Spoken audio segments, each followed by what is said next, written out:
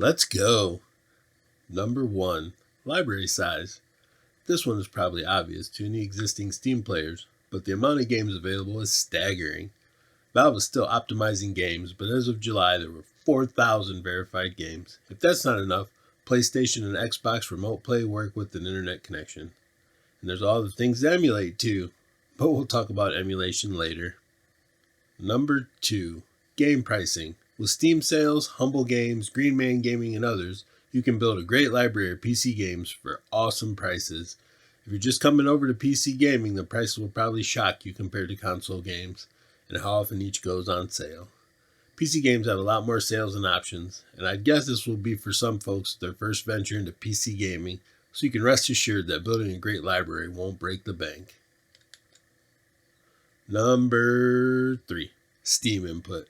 The controls are as varied as they are customizable. Face buttons, D-pad, dual thumbsticks, dual haptic touchpads, triggers, bumpers, rear buttons, and touchscreen. The OG Steam controller, thank Gaben, paved the way for the freedom to control your games your way. Number 4. The right to repair. No void warranty simply from opening your Steam Deck. But if you break stuff while you're in there, that's another story. But if you're confident in your skills, iFixit has all the parts you'll need to repair your deck or upgrade to that anti-glare screen. Prosumer move by Valve for sure. Leave me a comment if you think Nintendo will let you open your Switch.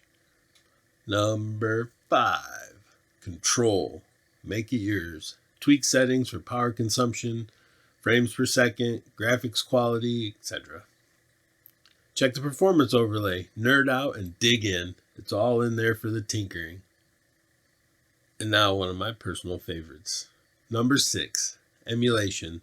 Not just for modern games, the Steam Deck is a powerful emulator too. It's a bit more than the depth of this video, but EmuDeck is a great way to get into that Steam Deck emulation. I'll link it below. If you have any interest in retro emulation, this is the ticket. Check the YouTubes for tutorials, and if you're considering a Switch, check out Yuzu emulator in EmuDeck. Number 7. Size. Although it seems big, and it is, it's a supremely comfortable handheld and perfect for adult hands. The controls are intuitive and easily accessible.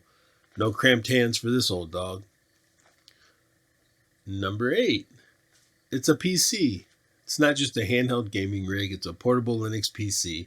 If you boot into desktop mode, there's even a desktop app store. You might even find a browser. It's pretty easy to work with. I'm not a Linux pro by any stretch of the imagination.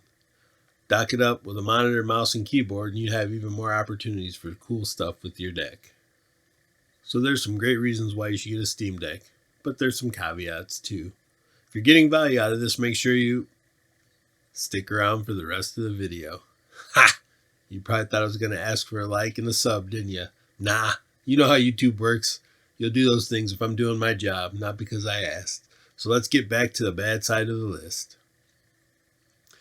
Number 1. Battery life. This is a popular topic and overhyped in my opinion.